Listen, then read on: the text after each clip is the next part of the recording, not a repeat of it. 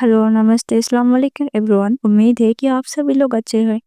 Welcome to my channel infinity is an fanfic and the next part of adjustment. पिछले part में हमने देखा था कि विंग अपने पापा का ऑफिस ज्वाइन कर लेता है। अपने फादर उसे वहाँ पे लन वांगची नाम का एक एम्प्लॉय मिलता है जो कि विंग के फादर ने जिसे विंग को सारे काम समझाने के लिए बोला था। अब मिलते हैं आज के पार्ट में। हुवेंग अपने कमरे में ही बैठा था कि तभी उसके कमरे में नॉक हुआ। उसने जब देखा, हुवेंग ने दरवाजे पर बिना देखे ही कह दिया, कम इन। उसे एक बहुत ही स्ट्रॉन्ग सा ऑरा फील हुआ। जब उसने अपना सिर उठाकर देखा, उसके सामने एक बेहद हैंडसम लड़का खड़ा हुआ था। एक पल के लिए हुवेंग की आंखें उस लड़के के चेहरे पर और उसके पूरे बॉडी पर घूर रहा था, क्योंकि वो लड़का सिर्फ दिखने में हैंडसम ही नहीं, उसका बॉडी, उसका फिजिक्स हुवेंग को कुछ अलग सा, कुछ स्ट्रॉन्ग सा वाइब दे रहा था। हुइंग खुद भी एक लड़का था, लेकिन विंग उसका फिजिक्स इसके इस लड़के के जैसा क्यों नहीं?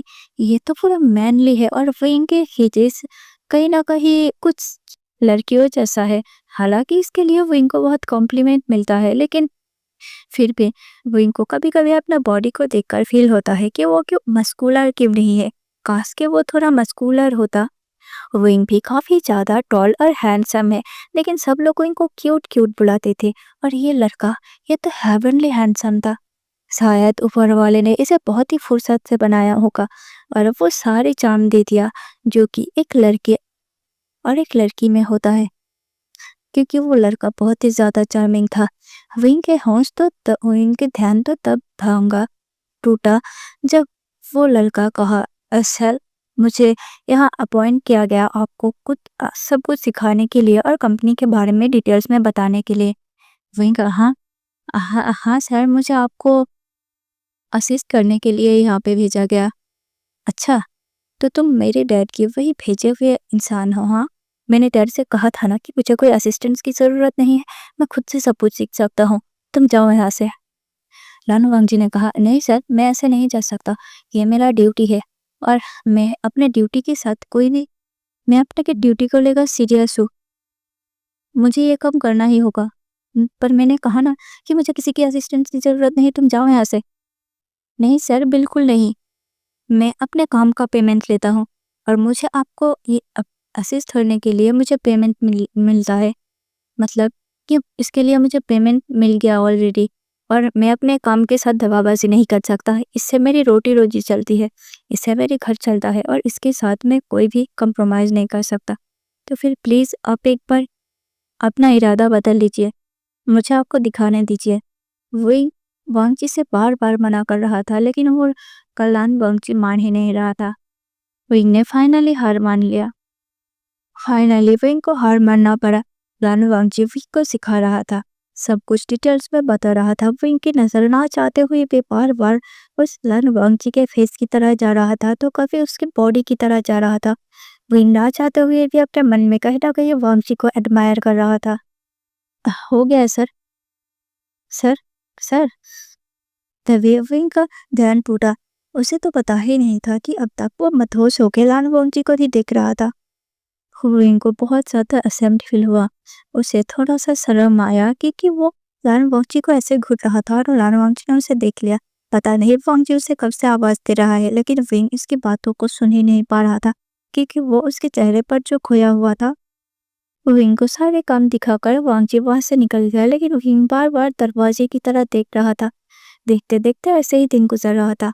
वांगची हर कुछ ना कुछ सिखाने के लिए 2 घंटे के लिए विंग के पास आता था।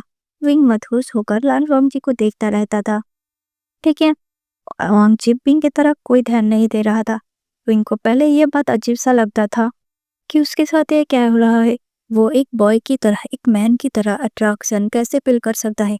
विंग वो गे नहीं है और विंग स्ट्रेट है। उसके फीलिंग्स लड़कियों को देखकर आता है, तो फिर वांगची को देखकर कैसे आ रहा है? क्या वांगची के लिए उसका वो जो क्रश है एक तरफा, वो सच में है, या फिर विंग वांगची को सिर्फ और सिर्फ एडमायर कर रहा है उसकी ब्यूटी के लिए? विंग खुद अपने ही फीलिंग्स को लेकर श्योर नहीं था, लेकिन वांगची को देखते देखते धीरे धीरे विंग को समझ में आ गया कि वो वांगची को पसंद करता है। एक दिन जब विंग ने देखा कि वांग जी किसी लड़की के साथ बात कर रहा है और वो लड़की भी वांग जी के साथ हंस हंस के बातें कर रही है, विंग को इतना ज्यादा जलन हुआ कि वो तुरंत वांग जी को अपने केबिन में बुला लिया और फिर वांग जी को बहुत सारा डांटा। वांग जी को समझ में ही नहीं आ रहा था कि आखिर इसका गलती क्या है। उसके वो बॉस ने उसे ऐसे क्यों डांटा। वांग जी ने तो कोई गलती भी नहीं किया था, लेकिन ये उसका बॉस था, वो कुछ नहीं कर सकता था। विंग की दिमाग तो तब खराब हो गया जब विंग देख रहा था कि वांग जी अपने फ्रेंड सुयांग के साथ बातें कर रहा था। उस विंग के डांटने के बाद सुयांग वांग जी के पास आया और बोला कि अरे तूने क्या कर दिया, वो तुझे ऐसे क्यों डांट रहा था। तब वांग जी ने बोला छोड़ भी जाने दे, वो एक पागल है। जिस बात से विंग पूरा जल भुन गया। विंग को इतना ज्यादा गुस्सा आया और फिर उसे इतना ज्यादा जलसी फील हुआ।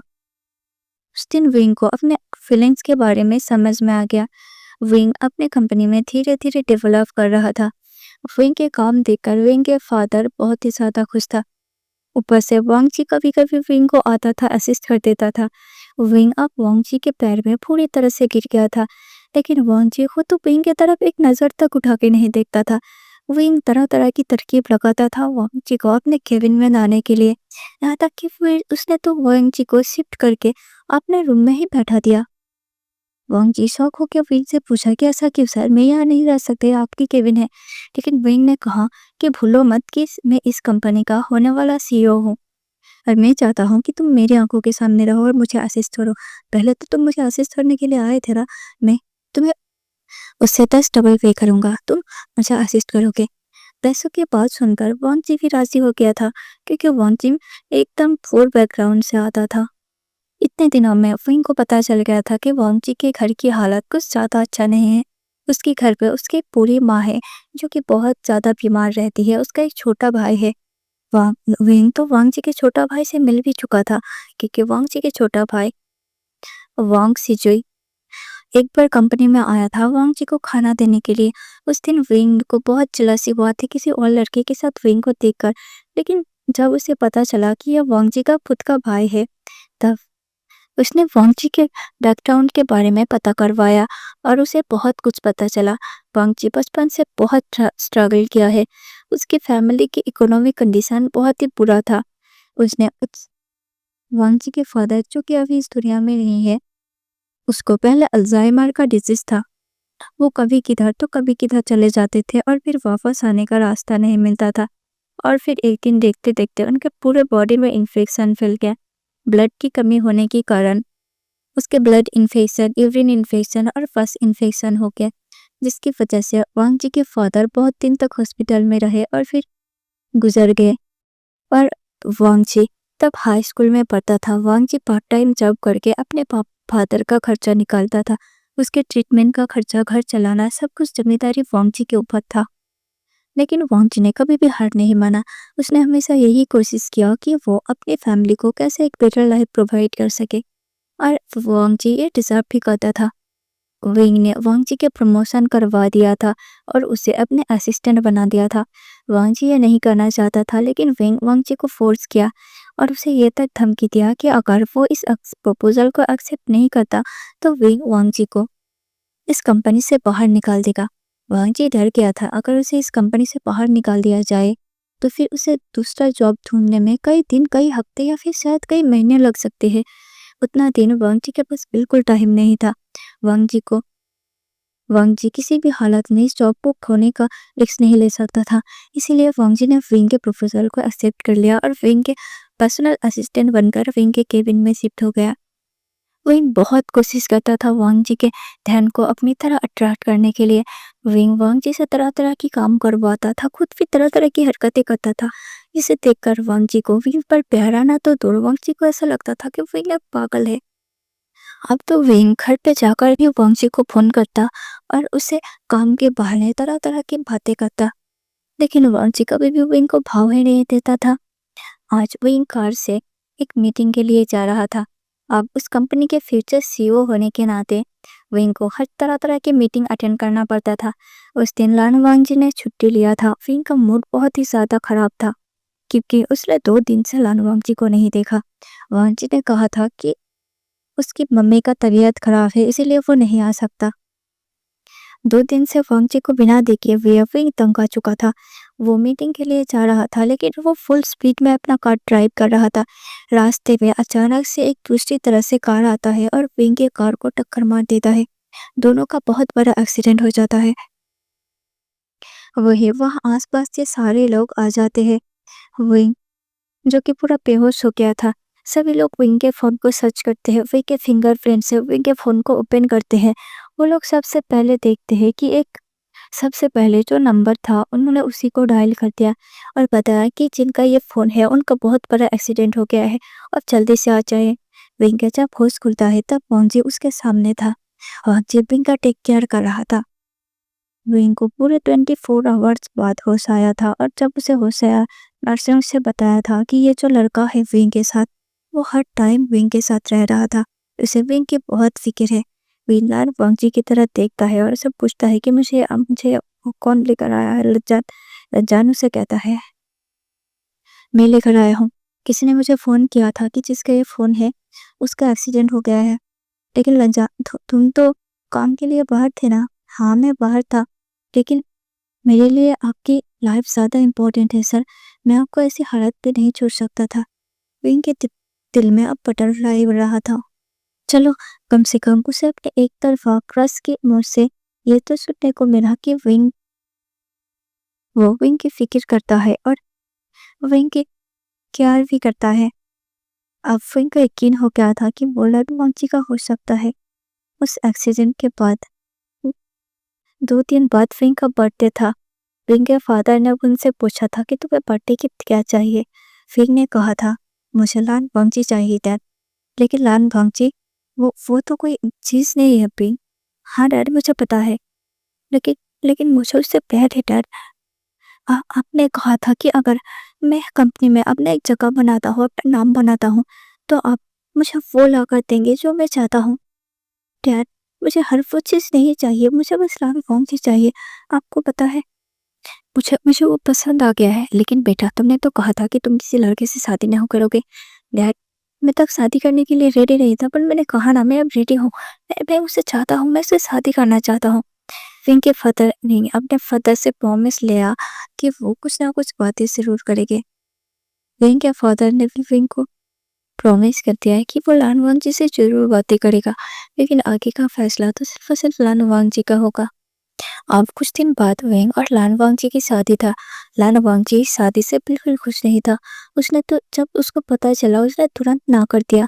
लेकिन विंग की फैमिली ने उसे बहुत ज़्यादा फोर्स किया, जिसके बाद लान वांगजी ने शादी के लिए हाँ कर दिया। उसने फिंग्स को पर्सनली समझाया भी था कि लान जी के घर बहुत ही ज़्यादा छोटा है और फिंग फिंग वहाँ जाके एडजस्ट नहीं कर पाएगा। लेकिन विंग ने कुछ नहीं सुना। उसे बस वांगजी चाहिए था। इसका मतलब उसे वांगजी चाहिए था। और अब जब वांगजी उससे मिल रहा है, उसका फादर वांगजी से उसका शादी करवा रहा है, तो फिर विंग को और क्या चाहिए। वांगजी ने फिंग को बहुत समझाने की कोशिश किया कि विंग वांगजी के साथ बिल्कुल नहीं रह सकता। वांगजी के पास पीने के लिए पानी नहीं है, नहाने के लिए पानी नहीं है। विंग को हर चीज़ पर स्ट्रगल करना पड़ेगा। लेकिन विंग ने नहीं माना। विंग ने वांगजी को हर वक्त के लिए मना ही लिया। फाइनली विंग ने वांगजी को प्रॉमिस किया कि विंग वहां जाकर किसी भी चीज़ का कंप्लेन नहीं करेगा। पर देखते ही देखते विंग और वांगजी की शादी का डेट आ गया। वांगजी तो खुश नहीं था, लेकिन विंग बहुत खुश था, जो कि उसके चेहरे को देखकर बताया जा सकता था। शादी के बाद विंग वांगजी के घर में चले जाते हैं। लेकिन जब वो वांगजी के घर के सामने गया, विंग की आंखें खुले परे हो गया, क्योंकि वो वांगजी जिस घर में रहता है वो पूरा एकदम गांव जैसा है, पूरा रूरल एरिया और बस्ती टाइप का है, जिधर ना तो कोई हाइजीन है और ना ही कुछ तरह। वही देख रहा है उसके आसपास कैसे पानी को लेकर झगड़ा चल रहा है कि कौन पहले पानी भरेगा। वहां बाहर नल था एक, और सभी लोगों को उस एक नल से पानी लाना पड़ता था। लेकिन फिर भी वो अंदर चला गया। अंदर जाके उसकी आंखें और भी बड़ा हो गए, क्योंकि घर के अंदर कुछ भी सुविधाएं नहीं था। ये पूरा एक अजीब सा था। वही वांगजी से कहता है, हे इस घर में मैं रहूंगा। वांगजी कहता है, देखो, हम दोनों की शादी हो गया है, अब तुम्हें यहीं पर रहना होगा। लेकिन विंग पे हाँ कह देता है। उसने सोचा कि वो कैसे भी करके एडजस्ट कर लेगा। लेकिन शायद ये विंग का हर सबसे बड़ा रिग्रेट था उसका लाइफ का। जी, जब घर के अंदर विंग को लेकर कहा गया, वहाँ पे वांगजी के मदर और उसके ब्रदर थे। विंग के मदर और ब्रदर देखने में बहुत ही ज़्यादा ब्यूटीफुल और हैंडसम थे। वो लोग एक प्लेट पे, एक ट्रे पे फ्लावर्स लेकर आए और विंग और वांगजी के ऊपर छिड़क रहे थे। विंग और वांगजी अपना गृह प्रवेश कर रहा था। वांगजी के छोटे ब्रदर आइवन जाके सिचुई जाके विंग को हक कर लिया। विंग को अजीब सा लगा, लेकिन उसने कुछ नहीं कहा। विंग और वांगजी वांगजी के मदर के मिसेस लन के सामने बो किया। मिसेस लन दोनों को ब्लेसिंग दिया और दोनों को अंदर जाने के लिए कहा। विंग वांगजी के साथ वांगजी के घर के अंदर चला गया। विंग देख रहा था, अंदर एक ही बेड था, वो भी छोटा सा। विंग को अजीब सा फील हो रहा था, वो इधर कैसे रहेगा। लेकिन कहीं ना कहीं विंग वांगजी से प्यार करता था और वांगजी के फेस की तरह देख के वो सब कुछ सह लेने का डिसाइड करता है। लेकिन विंग जो अटायर पहना हुआ था, उस पर विंग को बहुत ही ज़्यादा इरिटेशन फील हो रहा था। विंग फ्रेश होने के लिए कहता है वांगजी को। विंग विंग बेड से उठकर इधर उधर देखता है कि वॉशरूम कहाँ है। तब वांगजी विंग को बोलते हैं कि वॉशरूम तो नीचे है, ऊपर नहीं है। विंग की आंखें फिर से बड़ा हो गया। क्या नीचे? इसका मतलब विंग को अभी नीचे फ्रेश होने जाना पड़ेगा। वांगजी विंग को कहता है मैं तुम्हें लेके चलता हूँ, और विंग को लेके जाता है। विंग फ्रेश हो लेता है और फिर आकर वांगजी और अपने रूम पे चला जाता है। विंग सोच रहा था वो इधर कैसे रहेगा, वो यहाँ नहीं रह सकता। लेकिन आज उसका फर्स्ट नाइट था, उसे अपना हस्बैंड के घर पे ही फर्स्ट नाइट मनाना होगा। विंग डिसाइड करता है आज की रात कैसे भी करके बीत जाए, फिर वो अपने पापा से बात करेगा और वांगजी के साथ अपने सिटी में जाकर रहेगा। वैसे भी विंग के फादर का जो कुछ भी है सब विंग का है। विंग वांगजी को लेकर वहां से चला जाएगा। अगर वांगजी के मदर और ब्रदर चाहे तो वो जा सकते हैं, वरना वो यहीं पे रहेंगे। विंग उन लोगों के लिए सारी सुविधाएं अवेलेबल कर देगा। विंग कुछ देर वहीं पे बैठा रहता है। वो उसे लेटने भी वह कैसा लग रहा था, लेकिन विंग फिर से लेट गया। वह उस बेड से वांगजी के सैंडलवुड स्मेल आ रहा था, जो कि विंग को काम कर रहा था। विंग को एक सुकून मिल रहा था, इसीलिए विंग ज़्यादा नहीं सोचा और बेड में सो गया। पता नहीं उसका कब आंख लग गया। थोड़ी देर बाद वांगजी विंग को उठा रहा था। वांगजी के पुकारने से विंग एक बारी में उठ जाता है और कहता है कि क्या हो लंजा। वांगजी विंग को कहता है डिनर बना लिया है मॉम ने, खाने के लिए जाना होगा। विंग हाँ में सिर हिला देता है और वांगजी को लेकर नीचे चला जाता है डिनर करने के लिए। नीचे जाकर वो देखता है कि डिनर टेबल पे कुछ अच्छा नहीं था। ये छोटा सा था, 4 चेयर था टेबल में, और देखकर ही पहचान आ जा सकता था कि ये बहुत पुराना है।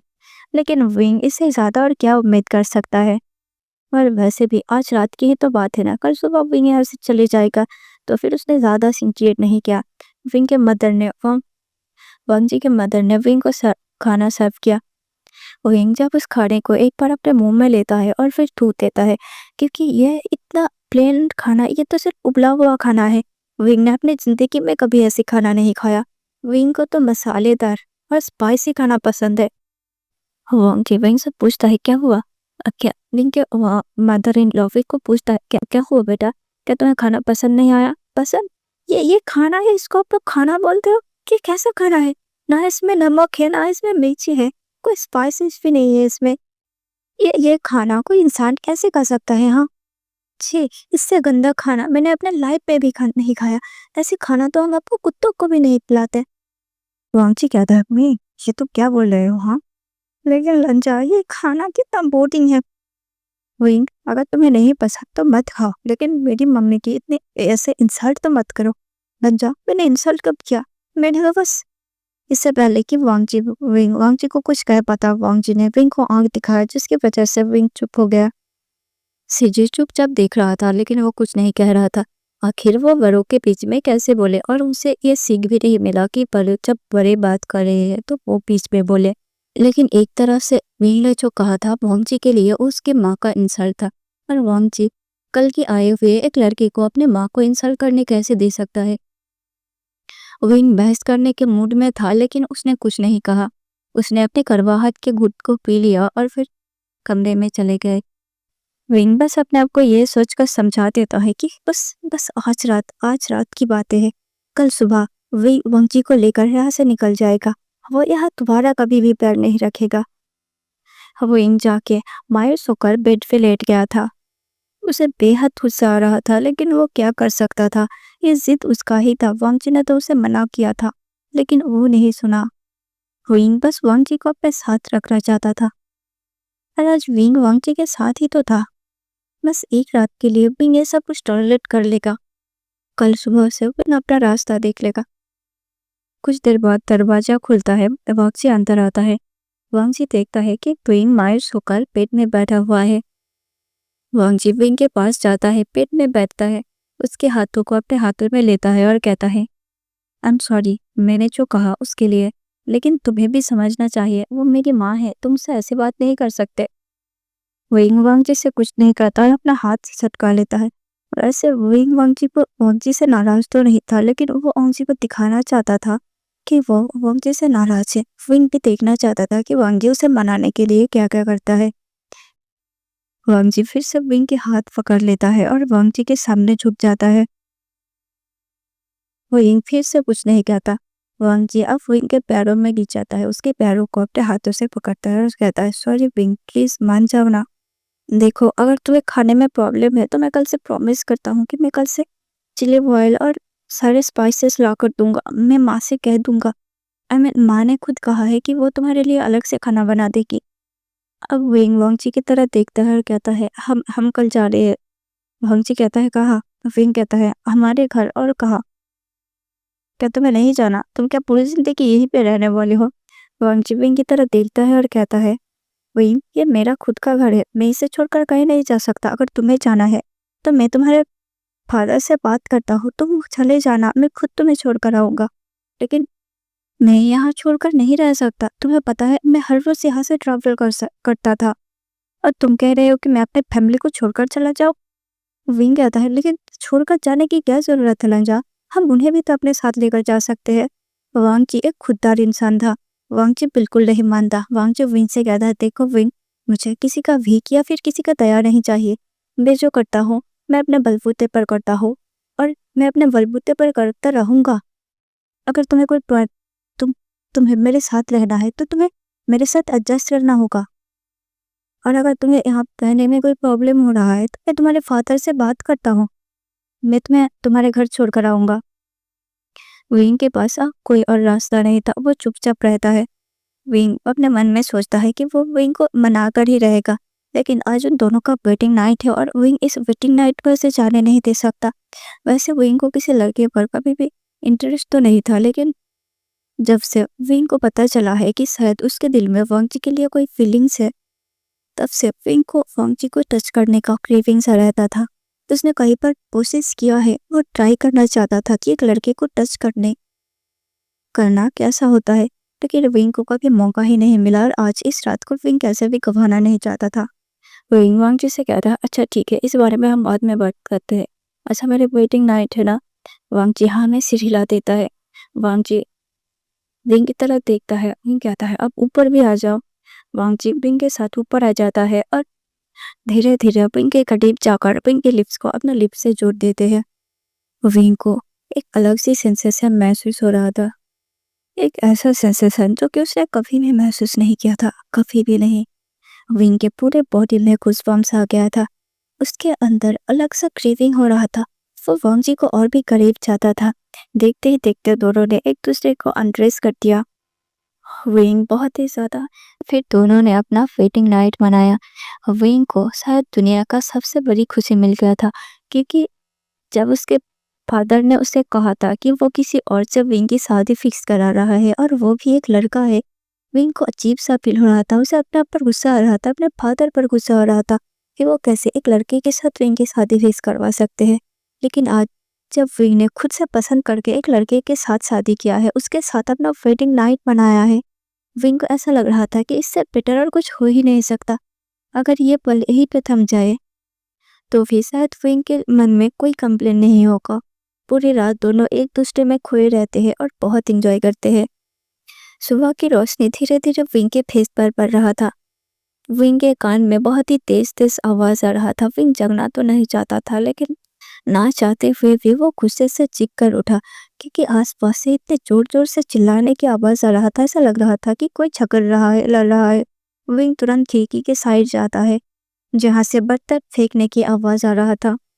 विंग ऊपर से देखता है कि वही पास ही के उसी कल में सब पानी के लिए लाइन लगा रहे हैं, कोई कोई एक दूसरे के साथ झगड़ रहे हैं। और अगले ही पल विंग ने जो देखा वही को इतना ज्यादा और असेन फील हुआ। वहाँ सिर्फ सभी लोग नहीं बल्कि विंग के मदर इन लॉ भी थे, जो कि पानी के लिए किसी और के साथ झगड़ रहे थे और उसके पास तो बड़े बड़े बकेट्स थे। विंग को फिर से एक पल के लिए लगा कि वो कहाँ किस नर्क में आ गया है। वो जितना जल्दी हो सके लंजा को लेकर यहाँ से चला जाएगा। विंग को इतना गुस्सा आता है, वो अपना फादर को फोन लगाता है और उसे सब कुछ बताता है कि यहाँ कैसा है। विंग लंजा को लेकर उधर रहना चाहता है। विंग के फादर कहता है कि ठीक है, अगर तुम उसे मना सकते हो तो फिर मना लो, लेकिन मैं उसे जानता हूँ। वो मेरी कंपनी का एक बहुत ही होनहार और खुददार एम्प्लॉय है। जितना मैं उसे जानता हूँ, मुझे लगता है तुम अभी तक अपने हस्बैंड को पहचान ही नहीं पाए। फिंग कहता है, क्या मतलब आपका? वो मेरा हस्बैंड है पापा। ठीक है, तुम्हारा हस्बैंड है, लेकिन मुझे नहीं लगता कि वो यहाँ उस घर को छोड़कर आएगा, क्योंकि वो उसका खुद का घर है। तुम ही सोचो, वो किसी और के घर में क्यों आएगा खुद के घर को छोड़कर? लेकिन पापा, किसी और के घर क्यों? ये मेरा घर है। जो उसका है वो मेरा है, पर जो मेरा है उसे लेने में क्या तकलीफ? मैं खुद से दे रही हूँ ना। विंग के डैड कहते हैं, वही तो, मुझे लगा कि तुम शायद समझदार बन गए हो। तुम इतने दिन तक कंपनी संभाले, तुमने अपने आप को प्रूव करके दिखाया, लेकिन तुम्हारे अंदर अभी भी वही मासूमियत और वही ईगो है। जरा अपने आप को देखो, अपने हस्बैंड को देखो, उसे पहचानने की कोशिश करो विंग, वरना मैं दावे के साथ कह सकता हूँ कि तुम्हारा ये रिश्ता ज्यादा दिन तक नहीं टिकने वाला, अगर तुम वैसे ही नखरे दिखाते रहो। विंग कहता है, डैड, ये आप क्या कह रहे हैं? हाँ, आप मेरे डैड हो भी या नहीं? हाँ, पहले आपने किसी और के साथ मेरी शादी फिक्स करवा दिया, अब जब मैंने अपने मर्जी से शादी किया है तब आप मुझे ये बोल रहे हो कि मेरी शादी ज्यादा दिन तक टिकने नहीं वाले। जहाँ अपने पेरेंट्स को, अपने बच्चों को आशीर्वाद देना चाहिए, ब्लेसिंग देना चाहिए कि उसकी शादी पूरे जिंदगी तक रहेगा, फिर ना टूटे, और आप ऐसा कैसे कह सकते हो? हाँ, मुझे आपसे बात नहीं करना। ये कह के वो गुस्से से फोन को काट देता है। फिंग को जोर के वॉशरूम लगा था। उसने इधर उधर देखा तो वह वांगची का ही नहीं था। विंग अपने मन में सोचा, ये सुबह सुबह उठ के कहाँ चला गया, लेकिन उसने उतना गौर नहीं किया और वहां से चला गया। विंग नीचे वॉशरूम में जाता है। विंग को बहुत जोर की वॉशरूम लगा था, लेकिन दरवाजा बंद था। विंग बाहर से दरवाजा नॉक कर रहा था, लेकिन दरवाजे के अंदर से कोई आवाज ही नहीं दे रहा था। विंग को इतना गुस्सा आता है कि वो जोर जोर से दरवाजा नॉक कर रहा था, क्योंकि विंग अब खुद को नहीं सकता था। विंग को इतना जोर से सुसुआया था। तभी दरवाजा खुलता है, अंदर से दो हाथ बाहर आता है और विंग को बाथरूम के अंदर खींच लेता है। विंग एक पल के लिए चौंक गया, डर गया। वो चिल्लाने की कोशिश करने लगा कि तभी किसी ने उसकी फेस पर हाथ रख दिया, उसके मुंह को बंद कर दिया। अगले ही पल एक लिप्स विंग के लिप्स पे ठहरा और विंग को किस करने लगा। विंग टच से ही पहचान लिया कि ये उसका लंजा है। विंग भी किस को रिटर्न करने लगा और वांग के टच को एंजॉय करने लगा। काफी देर तक विंग को किस करने के बाद फाइनली वांग जी विंग को छोड़ देता है। विंग जोर जोर से हाँफ रहा था। विंग के लिप्स से वांग जी के सलाइवा अभी भी लगा हुआ था। वांग जी अपने थंब से विंग के लिप्स के सलाइवा को पोंछता है और उसके तरफ इंटेंस देखने लगता है। तभी विंग को और जोर से सुसुआता है, उसके दिल में तितलियां उड़ने लगता है। विंग तुरंत वांग जी से कहता है, यहाँ से जाओ लंजा। वांग जी कहता है, क्यों? और मुझे वॉशरूम जाना है बुद्धू। ये कह के विंग वांग जी को धक्का दे दिया। वांग जी बाहर आ गया और विंग अपना काम करने लगा। विंग को चाहे कुछ भी प्रॉब्लम हो, लेकिन वांग जी के साथ बिल्कुल ड्रीम जैसा फील हो रहा था। आज तक विंग ने अपने वाइफ के साथ जो जो करने का सपना देखा था, वांग जी उसके साथ बिल्कुल वही कर रहा था। धीरे धीरे वैसे ही टाइम बीतने लगता है। विंग को बहुत प्रॉब्लम होता है एडजस्ट करने में। विंग वांग जी को समझाना चाहता था, लेकिन वांग जी समझने को तैयार ही नहीं था। विंग वांग जी से कहता है, तो फिर ठीक है, विंग अपने फादर से नहीं लेकर है, लेकिन विंग के पास जो पैसा है वो खुद के पैसों से तो दोनों उन लोगों के लिए घर ले ही सकता है। लेकिन फिर भी वांग जी विंग को मना कर देता है। वांग जी और विंग बिल्कुल परफेक्ट कपल की तरह रह रहे थे। चाहे दोनों के बीच में कितने भी झमेला, कितने भी फाइट क्यों ना हो, लेकिन आखिर में रात के टाइम दोनों एक दूसरे को पूरा फील करते थे और एक दूसरे को समझते थे। लेकिन फिर से सुबह की वही हरकत देखकर और वही सब कुछ सहकर विंग अब पक चुका था। देखते देखते 1 महीना हो गया था। वांग जी काम पर जाता था, विंग भी काम पर जाता था। एक तो ऑफिस का स्ट्रेस और ऑफिस के आकर विंग को एक ढंग का वॉशरूम भी नहीं मिल सकता था कि विंग अपने आप को फ्रेश करे। विंग को अब इसे बहुत इरिटेशन होने लगा था। वो वांग जी से कह रहा था, लेकिन वांग जी विंग की बात बिल्कुल नहीं समझना चाहता था। वांग जी विंग से कहता है कि मैं तुम्हारा हस्बैंड हूँ, मैं तुम्हारे लिए करना चाहता हूँ, चाहे मुझे 10 साल भी लग जाए, लेकिन मैं खुद के पैसों से घर खरीदना चाहता हूँ, खुद के पैसों से अपना घर बनाना चाहता हूँ। वांग जी विंग ऑफिस तो जाता था, लेकिन उसे उस बिजनेस के काम में ज़्यादा इंटरेस्ट नहीं था। जब उसने अपने फादर को प्रूव कर दिया था, उसका ईगो तब सेटिस्फाई हो गया था। अब उसका ऑफिस में मन नहीं लगता था, इसलिए विंग धीरे धीरे घर पे ही रहने लगा। और जब विंग धीरे धीरे घर पे रहने लगा, तब वो और चिड़चिड़ा होने लगा। वांग जी ऑफिस जाता था, विंग घर पे रहता था। वांग जी के मदर से बातें करता था, लेकिन वांग जी के मदर से बातें करने पर भी उन लोगों का वो लाइफस्टाइल विंग को बिल्कुल पसंद नहीं आता। कहा विंग इतने रईसी में बड़ा हुआ है कि उसके सामने सोने का चद्दर बिछाया जाता था, और कहा यहाँ उसे एक बस्ती में रहना पड़ रहा है। विंग घर पे रहते रहते दिन के दिन और चिड़चिड़ा होता जा रहा था।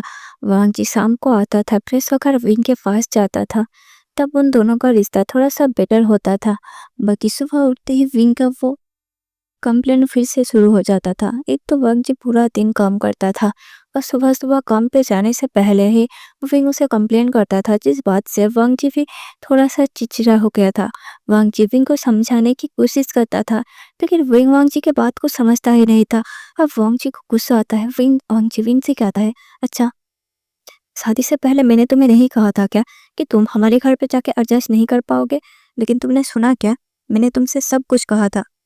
बताओ, मैंने तुमसे किसी बात को लेकर छुपाया था? हाँ हाँ, विंग आता है। हाँ, पता है कि तुम नहीं छुपाए, मैं ही पागल था जो तुम्हारे पीछे पड़ा हुआ था। लेकिन अब मुझे अपने रिग्रेट फील हो रहा है। मैंने सोचा था कि शादी के बाद हम सिटी में शिफ्ट हो जाएंगे। किसे पता था कि तुम यहीं पे रहोगे और मेरी जिंदगी को नर्क बना दोगे। वांग जी विंग के बातों को सुनकर गुस्सा हो जाता है, और गुस्से में विंग से कहता है, अच्छा, तो फिर यहाँ नर्क जैसा फील हो रहा है? हाँ, तो फिर चलो, मैं तुम्हें तुम्हारे बाप के घर में छोड़ देता हूँ, तुम्हें यहाँ रहने की कोई जरूरत नहीं। विंग बेहद गुस्सा हो गया था। विंग गुस्से में वांग जी को कहता, अच्छा, तो तुम मुझसे छुटकारा पाना चाहते हो? हाँ, साफ साफ कहो ना कि तुम्हें मेरा यहाँ रहना अच्छा नहीं लग रहा है। हाँ, तुम मुझसे छुटकारा पाना चाहते हो और मुझ पर ही आरोप लगा रहे हो। वांग जी, वाह, शायद तुम्हें कोई और मिल गया है ना?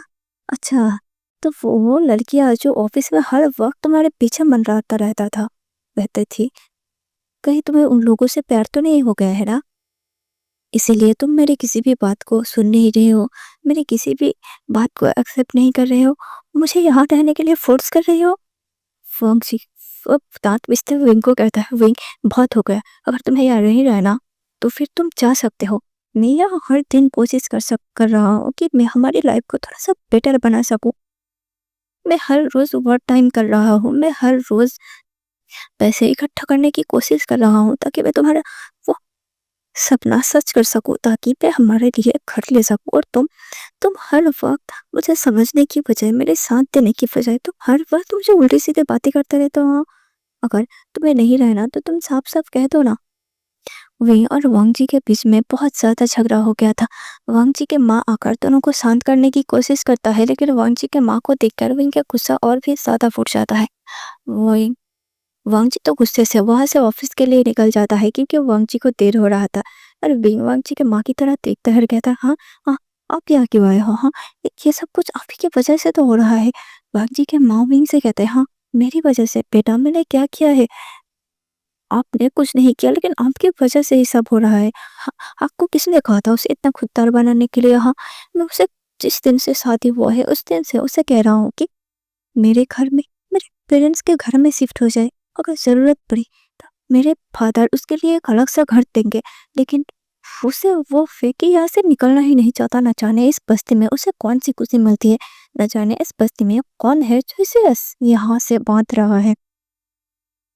और आप तो उसकी माँ है ना, आप उसकी खुशी क्यों नहीं चाहते? हाँ, क्या आप उसकी खुशी नहीं देखना चाहते? फिर वंशी की मदर कहता है, बेटा, ये तुम क्या कह रहे हो? हाँ, भला कोई माँ अपनी बेटी की खुशी क्यों नहीं देख सकता? हाँ नहीं देख सकते। इसीलिए तो आप उसे समझाने की बजाय मुझे ज्ञान दे रहे हैं। हाँ, आपको तो उसे समझाना चाहिए, आपको उसे मनाना चाहिए कि वो मेरी बातों को समझे, मेरी बातों को मान जाए, उसे सोच के देखे। लेकिन आप यहाँ मुझे सुना रहे हो, हाँ, कि वो खुददार है, वो नहीं लेगा। ये सब कुछ आप ही का नतीजा है, आप ही के सीख का नतीजा है। वो हिंगवांग जी के माँ को भला बुरा कह देता है। जी की माँ अपने आंसू वाले आंखों से उस घर से निकल जाता है। विंग दरवाजा लगा देता है और बेड पे बैठ कर विंग के आंखों से आंसू गिर जाता है। विंग अपने हालत को देखता है। यहाँ विंग के पास एक फूटी कौड़ी भी नहीं है। शादी के कुछ दिन बाद वही अपने पापा से कहकर ये वो मंगवाने लगे। लेकिन वांग जी उसे बिल्कुल पसंद नहीं था विंग का इस तरह से चीजें मंगवाना, क्योंकि वांग जी जो खुद कमाता था उसी से विंग को देना चाहता था। लेकिन वांग जी वो तो विंग के फादर की कंपनी में काम करता है। वांग जी की सैलरी इतनी सा तो है, वो उसे विंग की कितनी जरूरतें क्यों पूरा करेगा। हाँ, ऊपर से उस पर उसके माँ की उसके भाई की जिम्मेदारी है, जिस वजह से वांग जी ओवर टाइम कर रहा था और दोनों को ज्यादा टाइम स्पेंड करने को नहीं मिल रहा था। विंग सोचता है कहीं वांग जी के ऑफिस में तो कोई नहीं है ना वैसा। विंग तुरंत अपने फोन निकलता है, अपने फादर के सेक्रेटरी को कॉल करता है और वांग जी के बारे में हर डिटेल्स, वो कहाँ उठता है, कहाँ बैठता है, किसके साथ खाता है, किसके साथ बातें करता है, किसको देखता है, सब कुछ डिटेल्स विंग मंगवाता है। कुछ देर बाद विंग के पास सभी डिटेल्स आ गया था। विंग देखता है कि वांग जी का वैसा कोई रिकॉर्ड ही नहीं है। हाँ, बस एक लड़की है जो कि वांग जी के साथ ज्यादा टाइम बातें करता है। ये वही लड़की है शायद जिससे पॉजिटिव होकर विंग ने वांग जी को शादी के लिए फोर्स किया था। ये लड़की हमेशा वांग जी से चिपकी रहती थी, जो कि विंग को बिल्कुल पसंद नहीं आता था। और फिर जब विंग ने अपने फादर को प्रूव कर दिया कि वो कंपनी संभालने के लायक है, तब उसके फादर ने विंग से पूछा कि तुम्हें क्या चाहिए। विंग ने कहा कि उसे वांग जी चाहिए। और विंग अगर सोचता है पीछे जाकर, तो क्या वह उनका पैर नहीं था। अभी विंग अगर वांग जी से प्यार करता है, विंग वांग जी की ये सब एक्सेप्ट क्यों नहीं कर पा रहा है।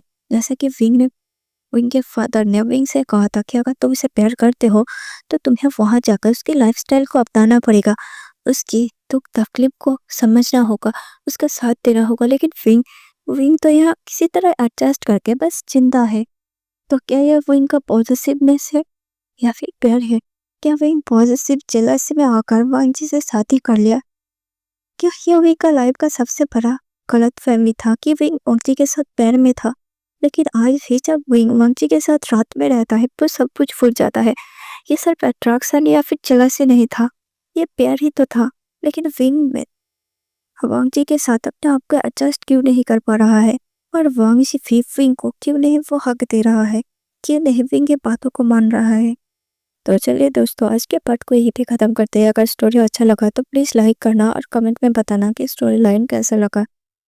आप लोगों की कंप्लेन होता है ना कि मैं वांग जी और विंग को किसी और के साथ दिखाता हूँ। लीजिए, इस बार मैंने किसी और के साथ दोनों को नहीं दिखाया है। तो फिर मिलते हैं कल के नेक्स्ट पार्ट में। तब तक के लिए tata bye bye, stay safe और अपना